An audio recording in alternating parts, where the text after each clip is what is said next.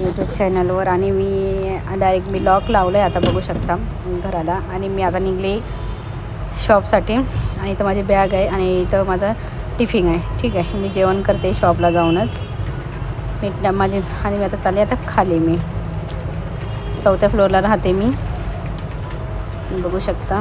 मी first फ्लोअरला आले. First फ्लोअरला आल्यानंतर इथं थोडं खाली गेलं की जिन्याच्या खाली उतरलं की इथं माझं हेल्मेट ठेवलेलं आहे.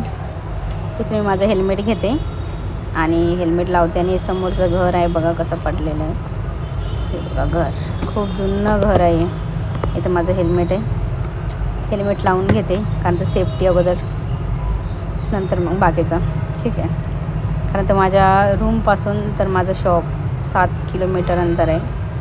तर मग मी रोज हेल्मेट लावल्याशिवाय मी कुठंच जात नाही, कारण तर मला माझ्या भावावर विश्वास नाही.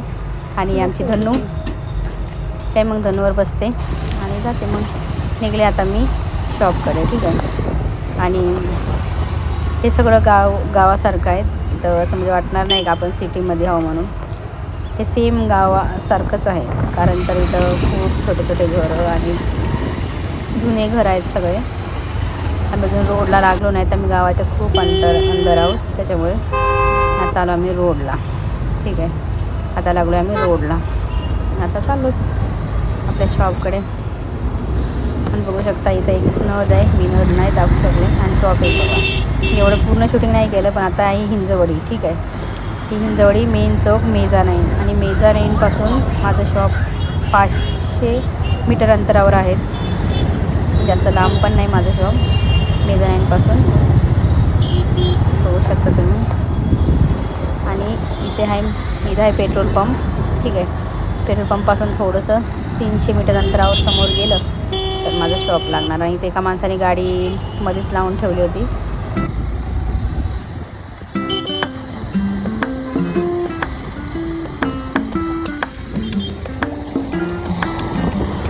बघू शकता किती इथं ट्रॉफिक राहतं आणि गर्दी तर खूप राहते. इथं जवळला यायचं म्हणलं की वगैरेच नाही का असे घाबरल्यासारखं लागतं आहे, कारण तर इथं खूप ॲक्सिडेंट वगैरे होतात हिंजवडीमध्ये त्याच्यामुळे.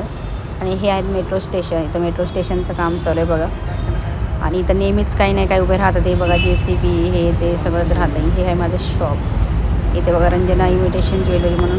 आणि रंजना शॉपचं बोर्ड पण आहेत रस्त्यावरच. हे आहे माझं शॉप. तर मी उतरणार खाली गाडी.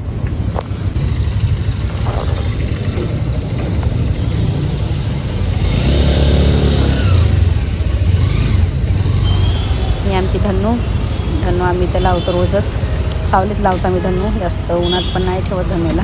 आणि रोडच्या कडेला जर लावलं तर मग 5-10 मिनिट झाले की ते गाडीवर उचलणार येतात आणि गाडी घेऊन जातात. ठीक आहे, त्याच्यामुळे आम्ही रोडवर कधीच गाडी लावत नाही. पण त्यांना माहिती आहे आता ही आमची गाडी आहे म्हणून, मग त्याच्यामुळे ते पण लोक उचलत नाही. पण बाकीच्या लोकांची जर लावलीत ना गाडी तर 5 मिनटाच्या अगोदरच ते घेऊन जातात गाडी. त्याच्यामुळे सगळ्यांना हेच सांगत असतं आम्ही का तिथं नका लावू म्हणून. लावायची असेल तर मग वर लावा, नाहीतर मग सोबत घेऊन जा. याथे आमच्या शॉपच्या आहेत पायऱ्या. मी चालले आता वर.